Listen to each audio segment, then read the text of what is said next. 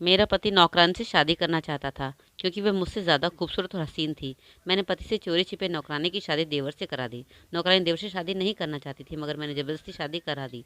नौकरानी सारी रात बैठकर रोती रही और मुझे बदुआ देती रही मगर सुबह के वक्त मेरा कलेजा फट गया। मेरा पति और देवर एक ही नौकरानी के साथ। मेरा नाम नीलम है। मेरा ताल्लुक एक गरीब घराने से था। मैं खुद को बहुत बदनसीब समझती थी। मुझे लगता था कि दुनिया में पैदा होने वाला हर इंसान बहुत ही ज़्यादा खुशनसीब होता है और उन्हीं लोगों में से मैं एक थी। मेरे माँ, मेरा भाई, मैंने जिसे प्यार किया, सब ने मुझे छोड़ दिया। सब अपनी ज़िंदगी में इतने मगन हो गए कि उनको कभी भी दिखाई नहीं दिया था कि मैं भी इस घर में मौजूद थी। सब मुझे बुरा समझते थे और मुझसे प्यार नहीं करते थे, लेकिन मेरे बाबा ऐसे नहीं थे। उन्होंने मुझे वह सब कुछ दिया था जो एक औलाद का हक होता है। वह प्यार मुझे बस बाबा ने ही दिया था, बाकियों ने नहीं। जब मैं पैदा हुई तब दादी ने बड़ी बातें माँ को सुनाई थी कि 5 बेटा पैदा किए हैं, बस यही काफ़ी थे। अब एक बेटी पैदा कर दी, सारी उम्र इसका दहेज बनाती रहना। दादी की बातें सुनकर माँ बहुत रोई थी। दादी ने इस वक्त ही कह दिया था कि इसे कहीं फेंक जाओ, गरीब को यहाँ बेटियों का कोई काम नहीं है। लेकिन जैसे ही बाबा घर आए, सारी काया पलट गई। बाबा ने बेटी का सुनकर ऊंची आवाज़ में रब का शुक्रिया अदा किया और कहा कि आज मुझे रब ने एक बहुत ही कीमती तोहफा दिया है।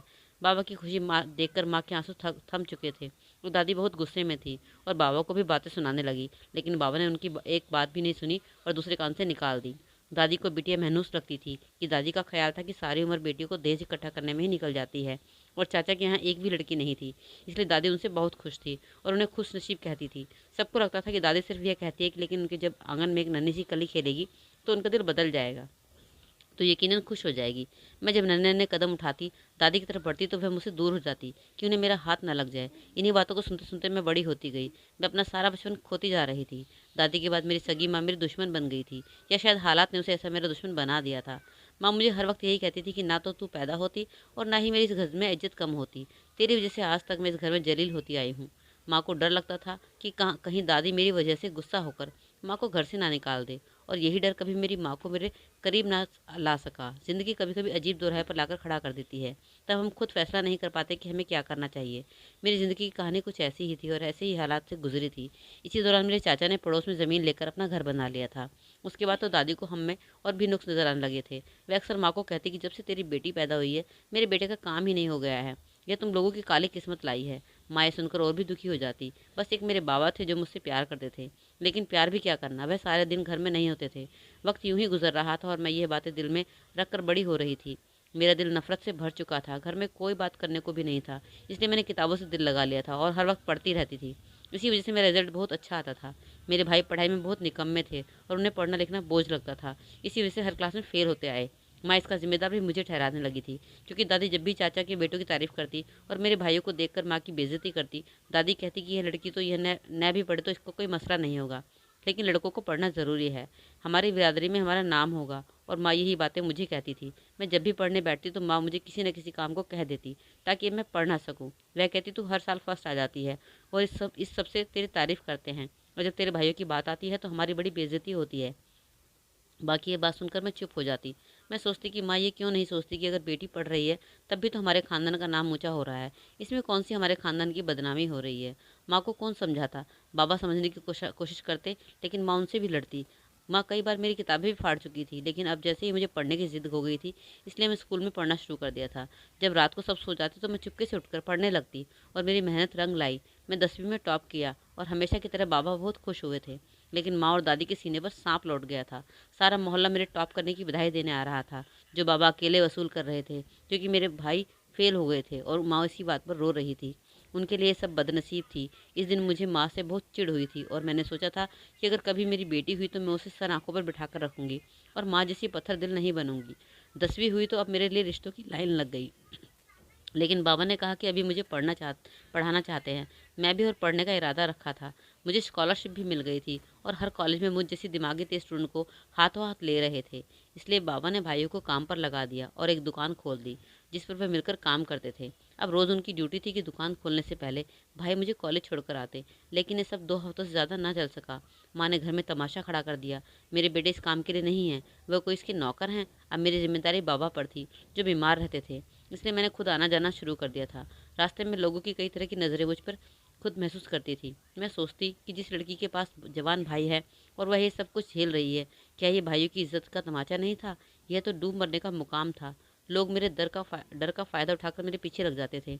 आमतौर पर लड़कियों के साथ यही होता है कि वे जाकर सबसे पहले अपनी माँ को बताती हैं, जो अपनी बेटी को सहारा देती है, लेकिन मेरी माँ ऐसी नहीं थी। मेरी माँ ने मुझे कभी प्यार का एहसास नहीं दिया था, इसलिए मैं उनको बता भी नहीं सकती थी, क्योंकि माँ उन्हीं बातों का फ़ायदा उठाकर मुझे घर पर बैठा लेती। लेकिन मैंने सोच लिया था कि मुझे पढ़ना था और अपने पैरों पर खड़ा होना था, और फिर वक्त के साथ साथ मैं मजबूत होने लगी। मेरे लिए सब चीज़ छोटी हो चुकी थी। अब कोई मेरी तरफ गलत निगाह से देखता, मैं डटकर खड़ी रहती। अब मुझे अपने 5 भाइयों और घरवालों के सहारे की ज़रूरत नहीं रही थी। इसी तरह 12वीं क्लास कर ली थी। 12वीं क्लास की पास हुई तो एक बार फिर मैं स्कॉलरशिप हासिल करी। लेकिन मेरे आसपास कोई भी मुझ पर गर्व करने वाला नहीं था। हमेशा की तरह बाबा ही थे जो खुश हुए थे, और हमने जाकर बाहर आइसक्रीम खाई थी। मुझे शहर की स्कॉलरशिप मिल गई थी। मेरी सारी पढ़ाई मुफ्त में ही हो रही थी। बाबा ने पहले से ही दिन से मेरा साथ दिया था, लेकिन बाबा मेरे साथ इतनी जल्दी छोड़ जाने वाले थे, ये मैं नहीं जानती थी। एक दिन यूनिवर्सिटी से घर आई तो पता चला बाबा को हार्ट अटैक आया है, और वह मौके पर ही दम तोड़ गए थे। कुछ लोग बाबा के मुर्दा शरीर को घर पर लेकर आए थे। मेरा रो रो कर बुरा हाल था। मुझे होश तब आया जब बाबा को अंतिम संस्कार के लिए ले जा रहे थे। माँ और दादी रो रही थी। मुझे तो किसी ने गले लगाकर हौसला भी नहीं दिया, क्योंकि मुझे हौसला देने वाले चले गए थे। 2 दिन बाद अपने भाई को संभाल कर यूनिवर्सिटी चली गई थी, क्योंकि जिसकी वजह से घर पर रहना मुझे आसान लगता था वह तो जा चुका था। इसलिए मैं यूनिवर्सिटी चली जाती थी और घंटे अकेले पार्क में बैठी रहती। और तभी वहाँ मुझे वह इंसान मिला जो बाबा के बाद मेरा हमदर्द बन गया। मुझे तो यकीन नहीं आता था कि कोई मुझसे प्यार कर सकता है और मेरी इतनी कदर कर सकता है। उसका नाम अमर था। एक दिन मैं पार्क में बैठी रो रही थी, जब वह मेरे पास आया और बोला, आपको रोज़ रोज़ देखता हूँ, आखिर क्या गम है आपको। मैं भी अनजाने में उसके सामने अपनी सारी ज़िंदगी खोल कर रख दी। मुझे पता ही नहीं चला, और अभी यह वक्त आ गया था कि हम दोनों एक दूसरे के बिना रह नहीं पाते थे। घर वाले अभी भी वैसे ही थे, लेकिन उन पर ध्यान देने का मुझे वक्त नहीं मिलता था। सारा दिन मैं अमर को सोचती और खुश होती, लेकिन मेरी ज़िंदगी में कभी भी कुछ वैसा नहीं हुआ था जैसा मैं सोचती थी। मेरे घर वालों ने मेरा रिश्ता किसी और जगह पक्का कर दिया था। यह खबर मुझ पर एक बम की तरह गिरी थी, और 5 दिन के अंदर अंदर मेरी शादी तय कर दी थी। मैंने उन्हें बताया कि मैं किसी और से प्यार करती हूँ और उसके बगैर नहीं रह सकती। मैं मर जाऊंगी, लेकिन मेरे घर वाले तो जैसे कसम खाकर बैठे थे कि मेरी कोई बात नहीं सुनेंगे। मुझे मेरा मोबाइल फ़ोन लेकर तोड़ दिया गया और मुझे कमरे में बंद कर दिया गया। मैं बहुत रोई, लेकिन सब कुछ मेरी पहुंच से दूर था। मेरी शादी संजय से करके मुझे उसके साथ विदा कर दिया गया। मुझे उससे नफरत थी। मैंने उसे बीवी वाले कोई भी हक नहीं दिए थे। मुझे लगता था कि शायद उसने मुझसे शादी करके एक पाप कर दिया है, और अब मैं उसको सजा दूंगी और वह तरसता रहेगा। यह करते हुए मैं ये भूल गई थी कि वह एक मर्द था। वह चाहता तो कुछ भी कर सकता था। वह चाहता तो मेरी मर्जी के बगैर भी मेरे साथ जबरदस्ती कर सकता था। कौन था जो उसे रोकता। उसका कानूनन हक भी था, लेकिन उसने कभी भी मुझ पर गुस्सा नहीं किया था। जो कुछ मेरे साथ हुआ था, मैं उसे इस सब का कसूरवार सिर्फ अपने पति को समझती थी।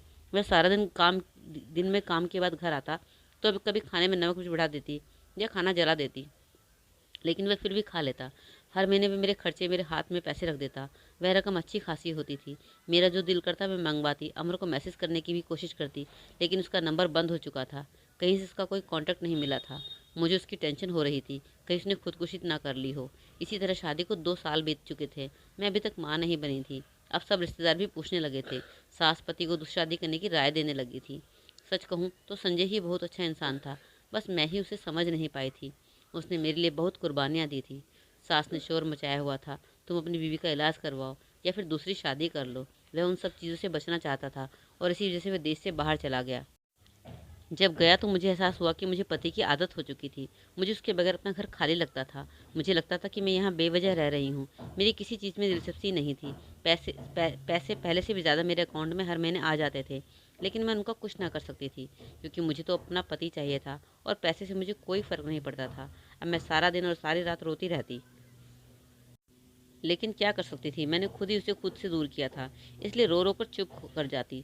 सब लोग मुझे उदास देखकर वजह पूछते, लेकिन मैं किसी को क्या बताती कि मैं ऐसे क्यों हो गई हूँ। मेरे अकेलेपन की वजह से सास ने कहा कि सारे काम ना किया करो, नौकरानी रख लो। मैं भी मान गई, सोचा कि इसमें मेरा दिल लगा रहेगा, और सास से कहा कि आप कोई अच्छी सी नौकरानी रख लें। सास ने 2 दिन के अंदर नौकरानी का इंतज़ाम कर दिया। नौकरानी, जिसका नाम सुधा था, उसे देखकर मैं हैरान रह गई। वह बहुत ज़्यादा हसीन थी। इतनी हसीन थी, मेरी निगाह उस पर से हटती ही नहीं थी। हमारे घर में जब भी कोई आता तो उसे देखकर उसके हुस्न के किस्से ज़रूर करता था। सुधा को मेरी सास से बहुत ज़्यादा दोस्ती हो गई थी। सास रोज़ मेरे पति को वीडियो कॉल करती तो सुधा से मेरे पति की बात ज़रूर करवाती। सुमन मुझसे भी ज़्यादा खूबसूरत थी, और मुझे लगता था कि मेरा पति छोड़कर सुधा से शादी कर लेगा। उसे मुझसे ज़्यादा हमारी नौकरानी सुधा से दिलचस्पी हो रही थी।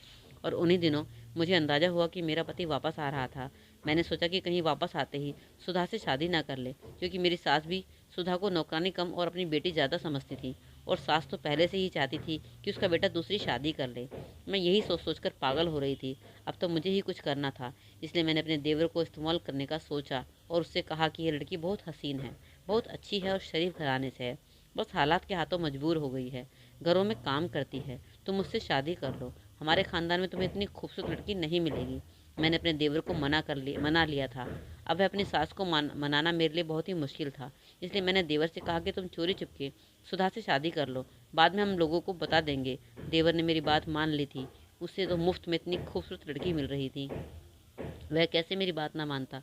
अब मसला सुधा का था। मैंने उसे बहुत लालच दिया, अच्छे खासे पैसे सामने रखे और वादा किया कि तुम्हें इस घर में किसी चीज़ की कोई कमी नहीं होगी, मगर मैं मेरे देवर से शादी नहीं करना चाहती थी। तंग आकर मैंने जबरदस्ती सुधा की शादी अपने देवर से कर दी।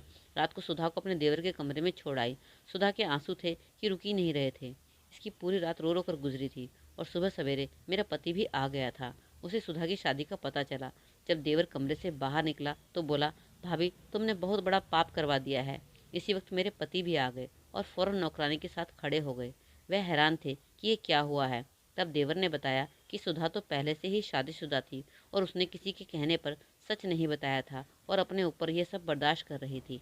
सारी रात रोती रही। मैंने सुधा पर गंदे चरित्र का इल्ज़ाम लगाते हुए उससे उसके पहले पति का पूछा तो वह हिचकियाँ लेते हुए बोली, जब मेरा पति संजय दुबई गया तो उसे एक दिन यह लड़की सड़क पर मिली थी। इसे किसी अमर नाम के आदमी ने कानपुर में लाकर यहाँ बेच दिया था। वहाँ पर संजय ने ही इसे सहारा दिया था, लेकिन अब अपने घर पर वापस कैसे जा सकती थी। वह घर से भागी हुई लड़की थी और उसके घर वाले उसे जान से मार देते। इसलिए संजय ने तरस खाकर इसे शादी कर ली थी और इसे अपनी बीवी की हैसियत से यहाँ पर भेज दिया था। लेकिन फिर भी सुधा के घर वालों ने उसे स्वीकार करने से इनकार कर दिया था। फिर संजय के कहने कह, फिर संजय कहने लगे, तभी मेरी माँ ने मेरे सामने तुम्हारे लिए नौकरान लाने का जिक्र किया था। मुझे इसका ख्याल आया और मैंने इसे यहाँ भेज दिया और मैंने सख्ती से सुधा को मना किया था कि वह शादी के बारे में किसी को भी नहीं बताएगी। पति की बात सुनकर मैं पागल हो गई थी। मैं सोचने लगी कि जिस वजह से मैंने सुधा की शादी करवाई थी और जिस बात से डरती थी वही बात हो गई थी और मैं सुधा की शादी करवाकर सबके सामने मुजरिम बन चुकी थी। अचानक से अमर का नाम सुनकर मैं घबरा गई थी। मैं अमर की तस्वीर देखी तो सुधा ने कहा कि यह इसके कॉलेज से बाहर मिला था और घर से भगाकर ले गया था। कुछ दिन तक तो वह लड़का इसका पति बनकर रहा, लेकिन फिर उसने इसे बेच दिया था। अमर से धोखा देकर भाग गया था। यह सब जानकर मैं हैरत में आ गई थी। रब ने मुझे कितना अच्छा पति दिया था। इसने मुझे धोखेबाज अमर से दूर कर दिया था। रब ने मुझे हीरे जैसा पति दिया था, लेकिन मैं इसकी कदर न कर सकी। यह सब सुनकर मैं बहुत रोई थी और पति से अपने प्यार का इजहार किया और तभी मैं बेहोश हो गई। पति ने मुझे थाम लिया और बोला, सबसे ज़्यादा मैं तुमसे प्यार करता हूँ, यह सुधा भी जानती है और यह बस सिर्फ एक नाम की शादी है। देवर अभी भी सुधा को बीवी रखने को तैयार था, क्योंकि सुधा ने इसे खुद ही हकीकत बता दी थी और धोखा नहीं दिया था, इसलिए वह इसकी कदर कर रहा था। और फिर मेरे पति संजय ने सुधा को तलाक दे दी और देवर ने शादी कर ली, क्योंकि एक आदमी पर दूसरी शादी नहीं होती है। और मैं अपने पति संजय से माफ़ी मांगकर अपनी मोहब्बत के साथ रहने लगी। 5 महीने बाद मैं उम्मीद से भी हो गई। सब बहुत खुश थे। मेरे अपनों की नफ़रत ने मुझे कड़वा बना दिया था और आज मेरे अपनों की मोहब्बत ने मेरी ज़िंदगी में मिठास भर दी थी और मैं बहुत खुश हूँ और संजय पर जान भी देती हूँ और रब से दुआ करती हूँ कि सब लड़कियों को संजय जैसा ही पति मिले। दोस्तों, कहानी कैसी लगी कमेंट करके ज़रूर बताएं। वीडियो को लाइक, चैनल को सब्सक्राइब जरूर करें और मिलते हैं अगली कहानी में एक नए वीडियो के साथ। तब तक के लिए टेक केयर, बाय बाय।